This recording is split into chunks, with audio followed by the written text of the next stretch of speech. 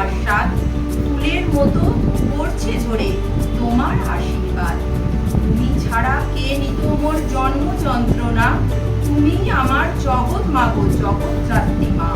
তোমার আশিস তোমার স্নেহে হলাম জীবন জয়ী, কিভাবে ঋণ শুধবো তোমার ও স্নেহময়ী। আলো